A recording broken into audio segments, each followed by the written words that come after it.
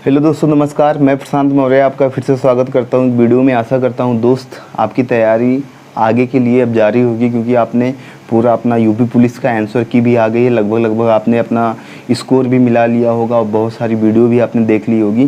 तो दोस्त, इस वीडियो में मैं आपसे बातें करने वाला हूँ यूपीएसआई के बारे में। जैसा कि आपको पता होगा कि यूपीएसआई की वैकेंसी आने वाली है और उसमें 6000 प्लस वैकेंसी आने वाली है, जो कि यूपीएसआई मतलब दरोगा कि 6000 वैकेंसी आना मतलब और जैसे कांस्टेबल की 60,000 आई है, लगभग उसी के बराबर। इतनी वैकेंसी जल्दी नहीं आती। इससे पहले 2021 में आई थी 9000 कुछ वैकेंसी थी और 6000। और ये देखो कब तक आती है, मुझे लगता है अगली नेक्स्ट ईयर ही आएगी, इस साल आने वाली नहीं है। और नेक्स्ट ईयर आएगी तो ये मुझे लगता है कि 8000 प्लस हो जाएगी। मतलब जितना लेट होगा इसका नोटिफिकेशन, उतनी ज़्यादा इसमें पोस्ट बढ़ेगी। तो आप सब लोगों का बहुत ज़्यादा सवाल था कि थोड़ा सा इसके बारे में बताइए कि हमें आगे तैयारी कैसे करनी है। तो दोस्त, सबसे पहले मैं आपको बता दूं कि इसमें सिलेबस क्या क्या है यूपीएसआई में। जो अभी तक हुआ था, जो परीक्षा का पैटर्न था, उसी के अकॉर्डिंग मैं आपको बताऊंगा।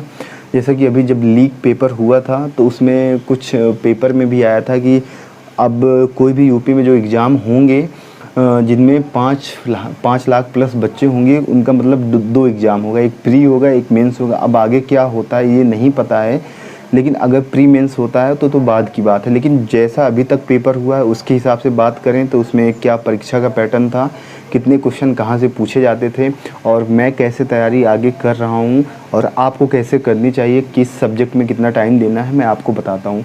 दोस्त, सबसे पहले मैं हिंदी की बात करता हूँ, जो कि आपने यूपी पुलिस में भी पढ़ी होगी, वही हिंदी इसमें भी आने वाली है। लेकिन यूपी कांस्टेबल की क्या होती है, थोड़ा सा हिंदी उसका जो पैटर्न होता है या उसका जो होता है उसका डाउन होता है।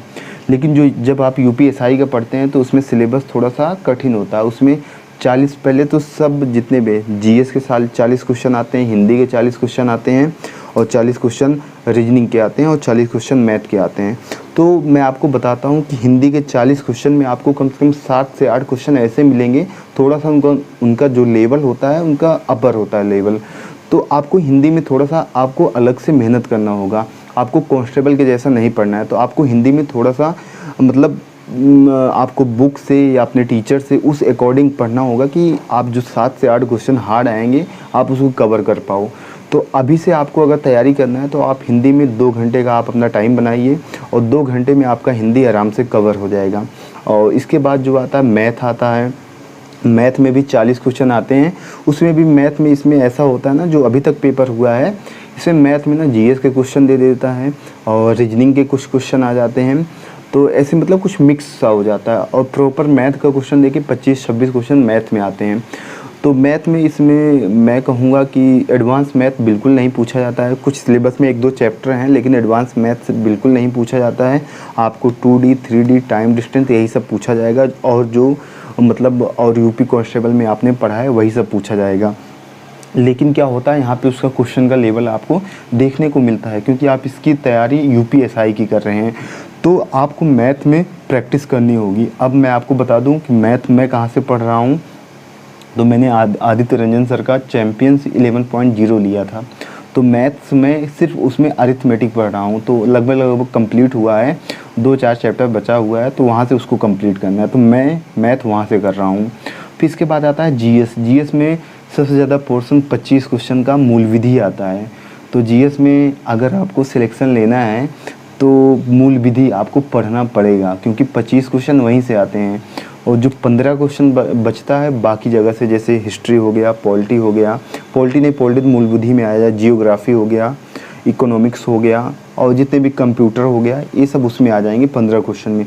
25 क्वेश्चन मूल विधि हो गया, कानून हो गया, आपको ये पढ़ना पड़ेगा। अब आप कहेंगे कि आपको ये कहाँ से पढ़ना है। आपको रोजगार विद अंकित पर अभी सर ने 5 तारीख से अभी मुश्किल से 10 क्लास हुई होगी। एक राम जी सर आए हैं, उन्होंने मूल विधि मतलब टॉपिक वाइज पढ़ाना स्टार्ट किया है, वहीं से मैं भी मूल विधि पढ़ रहा हूँ। तो आप एक बढ़िया से अपना नोट्स बनाइए और पूरा वहाँ से कंप्लीट करिए। जब तक नोटिफिकेशन आए तब तक आपका कोर्स कंप्लीट हो जाएगा, सिर्फ आपको रिवीजन करना रह जाएगा। क्योंकि दोस्त इसमें 16 क्वेश्चन जैसे देखा जाए तो 25 में से 16 क्वेश्चन आपको पॉलिटी से देखने को मिलते हैं और 9 से 10 क्वेश्चन आपको मूल विधि से देखने को मिलते हैं। तो अभी से आप मूल विधि पढ़ना स्टार्ट कर दीजिए। और इसके बाद कौन सा विषय बचता है, रीजनिंग। रीजनिंग में 40 क्वेश्चन पूछे जाते हैं। तो रीजनिंग अभी तक आपने जहाँ से जैसे भी पढ़ा है, आप बस इसमें क्या होता है, आप प्रैक्टिस करते जाइए, आपका रीजनिंग आराम से हो जाएगा, उसमें ज़्यादा चिंता करने की बात नहीं है। तो ये पूरा सिलेबस है और इसी के अकॉर्डिंग आपको पढ़ना है। अब मैं आपको बता दूं किस सब्जेक्ट को कितना टाइम देना है। कम से कम आप 10 घंटे का शेड्यूल बनाइए अगर आपको इसी भर्ती में दरोगा बनना है तो।